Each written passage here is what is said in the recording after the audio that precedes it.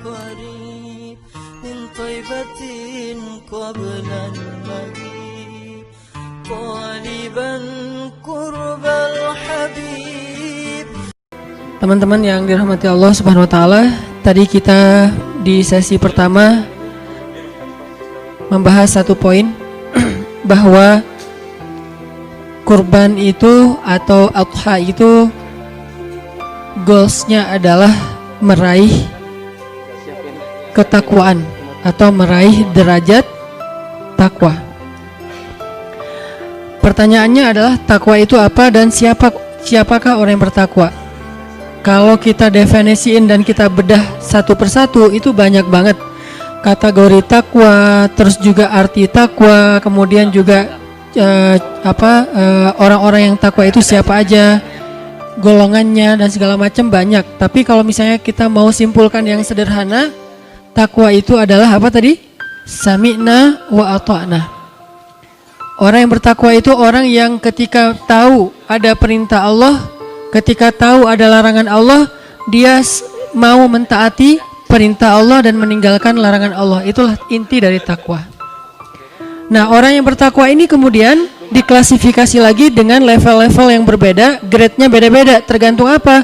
Tergantung tingkat tadhiyahnya dalam taat.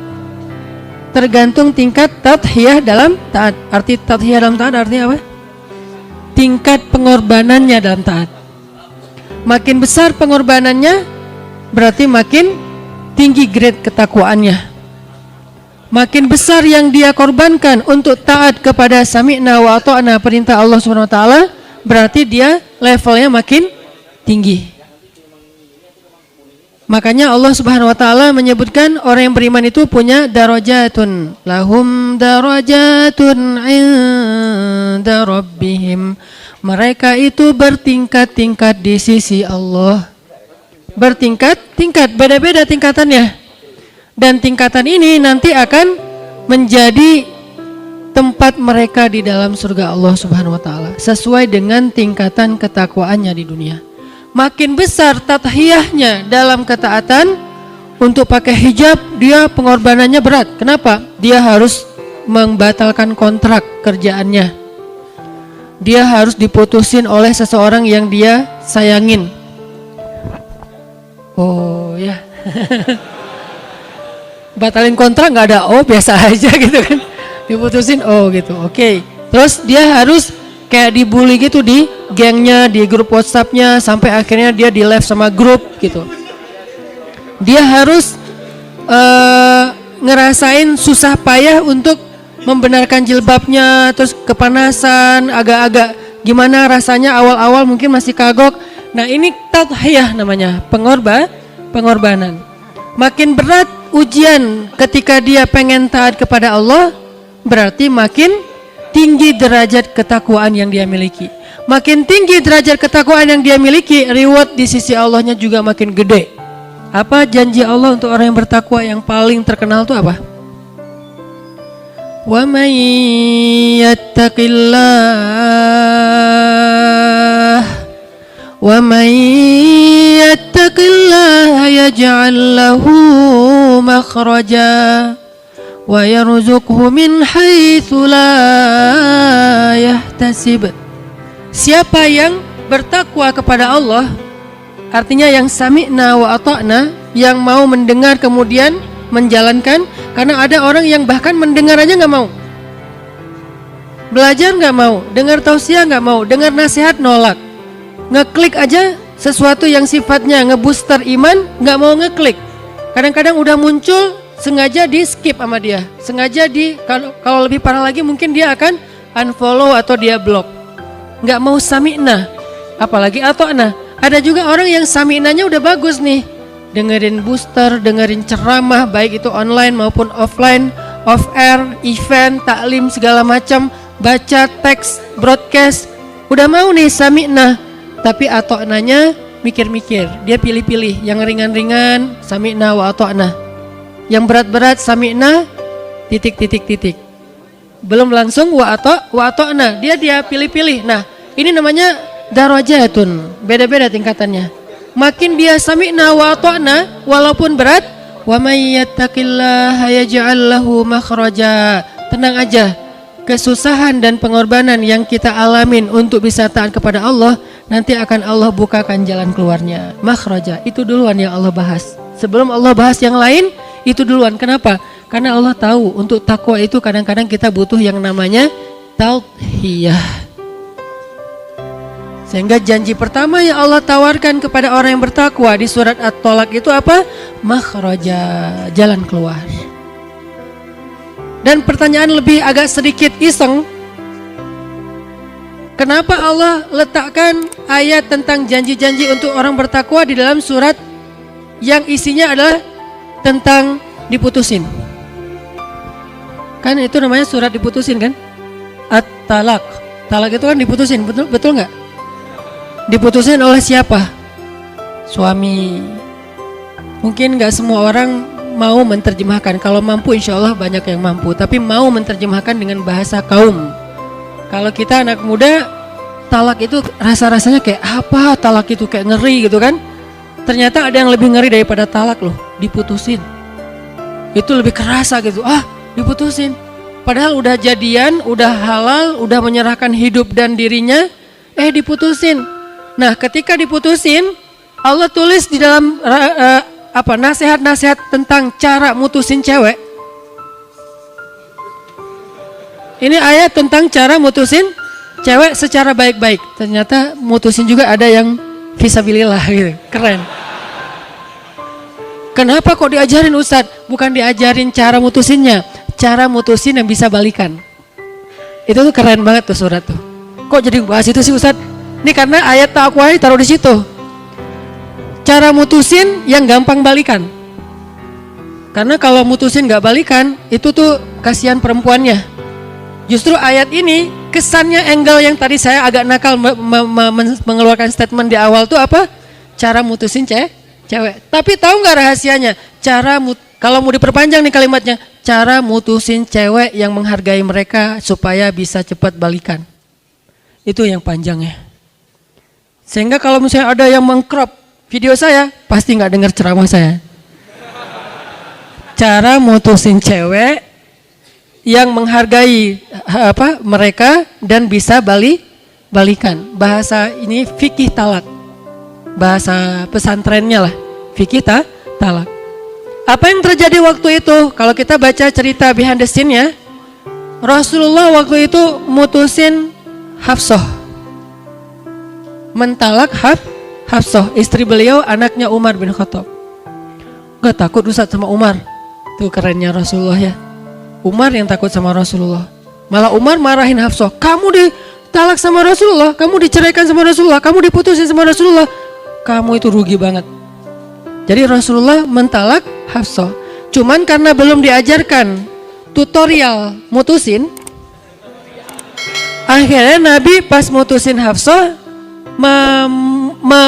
memulangkan Hafsah ke rumah ayahnya. Jadi dianterin pulang ke rumah ayahnya. Pas Nabi balik, turun ayat, wahai Nabi, kalau seseorang suami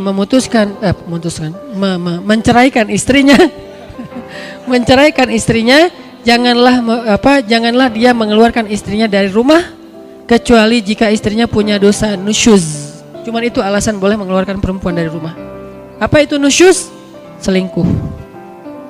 Kalau bukan karena selingkuh, cuman karena nggak nyaman, beda pendapat, cekcok segala macam, nggak boleh suami memulangkan istrinya dari rumah sebelum selesai masa iddah, masa nunggu. Nunggu ngapain nih? Nunggu balikan. Iddah itu masa nunggu balikan. Dia mau balikan nggak ya? Mau balikan nggak ya? Itu namanya iddah. Jadi dalam Islam itu udah ada tuh tutorial lengkap tentang bab itu. Nah, sehingga akhirnya Nabi mengajak lagi Hafsah pulang ke rumahnya. Pertanyaannya sekarang, apa hubungannya dengan ayat tadi? Wa may yattaqillaha yaj'al lahu makhraja. Nabi dalam keadaan marah. Nabi dalam keadaan kecewa sama Hafsah. Nabi udah ngerasa kayaknya udah nggak bisa dipertahankan nih pernikahan beliau. Tapi ketika turun ayat, bahkan turun Jibril, ayat plus kata-katanya nih. Kalau ayat doang Al-Quran, ini plus nasihat dari Jibril. Kata Jibril, ya Rasulullah, rujuk Hafsah, sesungguhnya dia istrimu di dunia dan di surga. Ketika Nabi lagi dalam keadaan perasaannya terganggu, bahasa kita balikan. Hah? Tapi dia, gitu kan ya. Jadi lagi baper banget gitu kan ya, disuruh balikan. Ini yang disebut dengan takwa. Ketika Allah yang menyuruh balikan atau bawa pulang ke rumahmu, maka Nabi sami'na wa ata'na, walaupun berat. Di situ ada pelajaran takwa itu kadang harus ngelawan perasaan pribadi kita. Kadang-kadang takwa itu nggak ngikutin perasaan kita, justru ngelawan perasaan kita. Kita pengen gini, Allah pengen gitu, kita gitu. Kita pengen gitu, Allah pengen gini, kita gini. Sami'na wa ata'na. Kadang-kadang kita ngelawan ego kita sendiri. Maafin. Ya udah saya maafin. Minta maaf. Itu takwa tuh. Karena ketika Allah menyebutkan kisah Abu Bakar yang baper gara-gara baper sama salah satu keluarganya, gara-gara keluarganya ini ikut nge-repost hoax tentang anaknya Abu Bakar. Apa hoaxnya? Aisyah selingkuh, trending di Line, di Twitter, kan itu tools trending topik kan, ada di Line dan Twitter. Rata-rata kalau udah di situ trending, di tempat lain trending. Kalau di Instagram dia bukan tools buat sebuah trend, lebih ke branding kalau Instagram, karena dia visual video gitu. Viral, Aisyah selingkuh. Yang menyakitkan Abu Bakar itu bukan beritanya, tapi yang nge-repostnya siapa? Kalau yang nge-repostnya orang munafik, kalau yang nge-repostnya orang-orang Yahudi, Nabi ya Abu Bakar paham, namanya juga orang Yahudi, namanya juga orang munafik, emang selalu nyari-nyari kesalahan kita, memfitnah segala macam. Tapi ternyata yang ikut nge-repost itu salah satu dari keluarganya Abu Bakar yang selama ini, kalau bahasa anak-anak sekarang, which is actually yang selama ini gitu kan, yang selama ini selalu dibantu sama Abu Bakar. Setiap saat dibantu, kuliahnya dibayarin, kos-kosannya dibayarin, makannya dibayarin. Abu Bakar tuh bantuin dia terus setiap hari, setiap minggu, setiap bulan. Tega-teganya dia nge-repost berita yang belum tentu kebenarannya tentang fitnah hoax terhadap Aisyah radhiyallahu anha. Sehingga Abu Bakar marah, baper, sedih, sakit hati, kecewa. Kalau bahasa kita story. Demi Allah, saya nggak mau lagi bantu @fulan_fulan. Ini kalau bahasa kita ya. Abu Bakar nggak ngomong gitu sih. Ini kalau analogi sosial media kita. Demi Allah, kata Abu Bakar, saya nggak mau lagi bantu dia. Nggak lama kemudian turun ayat di surat An-Nur ayat 22 kalau nggak salah. Kata Allah, janganlah orang yang memiliki kelebihan harta di antara kalian bersumpah untuk tidak lagi membantu saudaranya, kerabatnya, orang miskin, orang yang berhijrah di jalan Allah. Perintahnya apa? Wal ya'fu wal yasfahu, maafkanlah dan berlapang dadalah. Nabi manggil Abu Bakar kesini dulu. Datang Abu Bakar, ada apa ya Rasulullah? Udah turun ayat tentang kamu. Masya Allah, apa ya Rasulullah? Pas dibaca, langsung Abu Bakar menangis. Kata Allah, wal ya'fu wal yasfahu, maafkanlah dan berlapang dadalah wahai Abu Bakar. Ala tuhibbuna ayyaghfirallahu lakum? Allah menegur dengan kata-kata ini. Ala tuhibbuna ayyaghfirallahu lakum? Emangnya kamu udah gak mau lagi dapat maaf dari Allah sehingga kamu gak memaafkan sesama kamu? Langsung Abu Bakar menangis dan beliau menjawab, bala ya Rabbi, tentu ya Allah, saya masih butuh banget maaf darimu, dosa saya banyak, butuh banget ya Allah, tentu. Langsung assalamualaikum, waalaikumsalam, pamitan dari Rasulullah, langsung pulang ke rumahnya, ngambil barang-barang hadiah yang banyak, pergi ke rumah fulan_fulan tadi. Sampai di rumahnya, Fulan maafin aku ya, ini hadiah buat kamu, masih sebanyak-banyaknya. Kenapa? Apa Abu Bakar gak sakit hati? Sakit. Apa Abu Bakar gak marah? Marah, buktinya dia sumpah. Terus kenapa kok langsung minta maaf, memaafkan dan kasih hadiah? Ini yang disebut dengan sami'na wa ata'na. Inilah orang bertakwa. Bukan gak pernah salah, bukan gak pernah keliru, bukan gak pernah bikin dosa. Karena orang bertakwa gimana-gimana juga manusia, dia kadang-kadang salah. Tapi dia tuh merecovery, menyelesaikan masalahnya tuh cepet banget. Karena apa? Perintah Allah SWT, spontan gitu. Apakah kita udah mampu ngelawan ego kita sendiri? Ketika kita tahu bahwa pilihan yang harusnya kita lakukan itu justru kebalikan dari yang kita pengenin. Itu takwa. Kalau kita tahu ayatnya nyuruh gini nih, saya nggak pengen aslinya, lakukan. Sami'na wa ata'na. Dan Rasulullah di dalam konteks surat At-Talaq tuh lagi kayak gitu banget tuh. Lagi baper, lagi ngerasa nggak nyaman dengan Hafsah, lagi agak sedih dengan Hafsah, lagi kayak nggak bisa mempertahankan hubungan dengan Hafsah. Tiba-tiba kata Allah, bawa pulang Hafsah ke rumah. Sampai di rumah, rujuk Hafsah. Dirujuk, Hafsah kamu saya rujuk. Beres. Pertanyaannya dengan ayat tadi apa? Wa may yattaqillah. Yattaqillah dalam konteks Nabi waktu itu apa? Taat kepada Allah untuk bawa pulang Hafsah ke rumah. Makhrajanya di mana? Makhraja, jalan keluar untuk Nabi dan Hafsah. Ketika Nabi udah ngelihat wajah Hafsah yang sedih, Nabi nggak tega, karena aslinya Nabi itu sifat beliau tuh nggak tegaan. Tadi beliau mentalak Hafsah, tapi tidak sanggup melihat wajahnya. Sekarang udah ada di depan beliau, melihat wajah Hafsah. Ya Hafsah, kita rujuk aja, kita balikan yuk. Beres. Itu makhraja. Nah, kalau kita ambil adegan itu, kita balikin kepada kehidupan kita sekarang, terutama yang udah punya pasangan, yang belum, kalau bisa jangan pernah sampai mengamalkan surat ini. Cukup aja surat Ar-Rum lah ya. Wa min ayatihi, itu mah kayak gimana gitu dibacain surat itu. Tapi surat At-Talaq kayaknya gak usah diamalin deh, karena gak perlu sampai ada adegan tolak. Tapi kalau ternyata di luar dugaan kita, di luar perkiraan kita terjadi, maka Allah udah siap-siap, udah ngasih kita sebuah tutorial gimana caranya biar kita dapat jalan keluar. Jalan keluarnya apa? Balikan, itu jalan keluar. Gimana cara biar balikan? Takwa. Takwanya apa? Ikuti cara Allah. Ikuti cara Allah gimana? Tetaplah di rumah. Ceweknya tetap di rumah.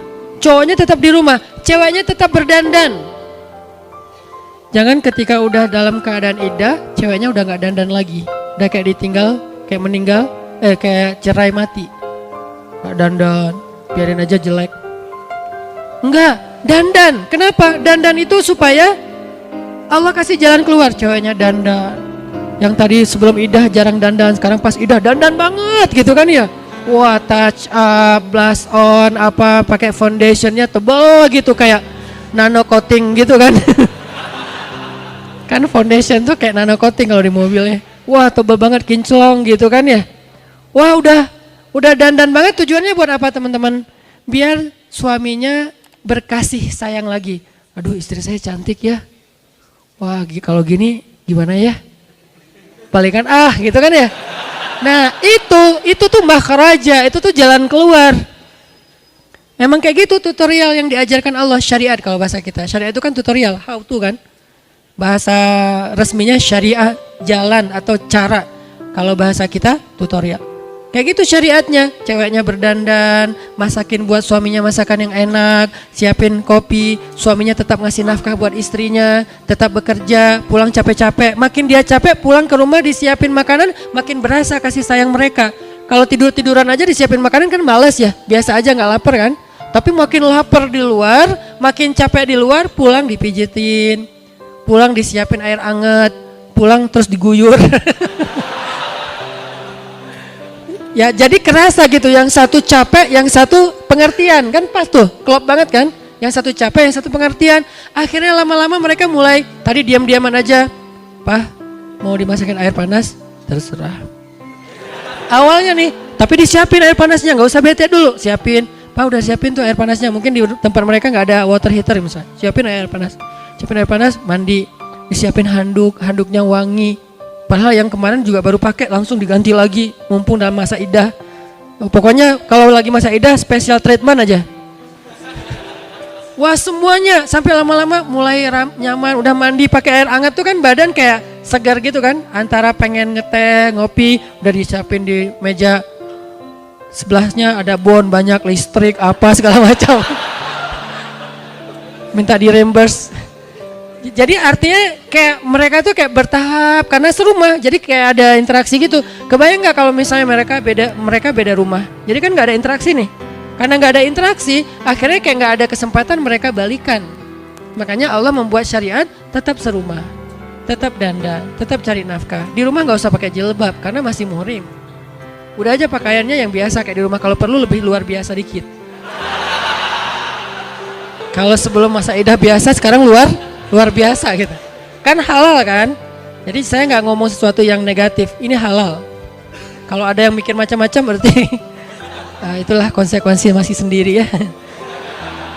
Jadi dia kayak, wah akhirnya maaf pikirnya emang kayak gitu nih. Ketika malam hari setelah sehari 2 hari kan iddah itu 3 kali suci. Sebulan kan berat buat cowok kan ya. Ngerti kan? Ya gitulah pokoknya berat. Udah sebulan, aduh gimana ya. Mulai culang-cileng gitu kan. Nah begitu udah sebulan, ceweknya makin kesini tuh makin dandannya tuh makin keren.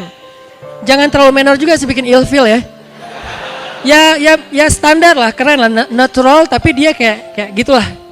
Jadi suaminya tuh aduh gimana ya. Akhirnya maaf, kalau mereka dalam masa idah itu suatu saat akhirnya suaminya datang kepada istrinya, lalu mempergaulinya secara terhormat, secara baik-baik, secara halal, maka otomatis mereka udah balikan, udah rujuk. Dan itu bahasa Al-Quran, udah dapat jalan keluar. Apa jalan keluarnya? Mereka damai. Ustadz, saya agak penasaran nih. Pas mereka datang kayak gitu tuh, terus mereka ngomongnya, kita balikan yuk atau gimana Ustadz?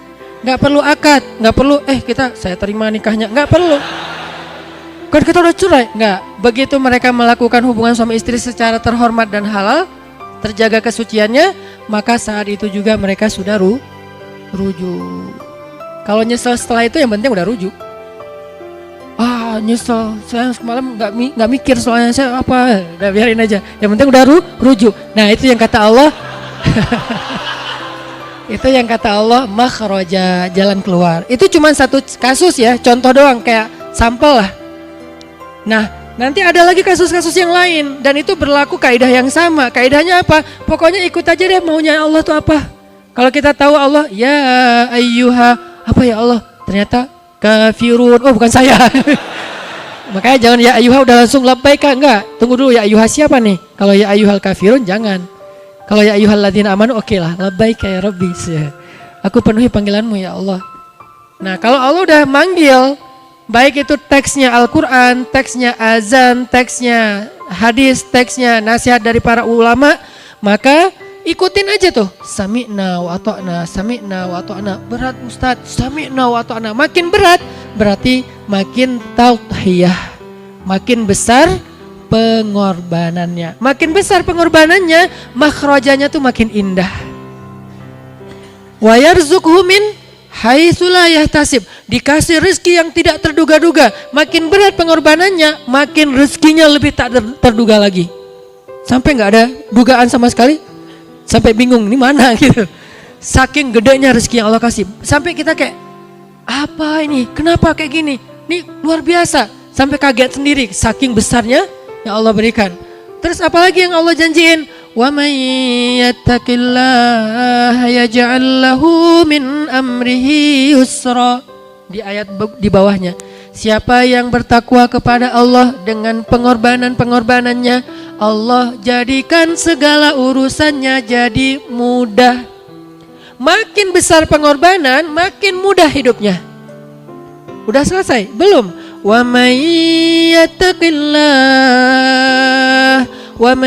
yattaqillaha yukaffir anhu sayyi'atihi wa yu'zim lahu ajra.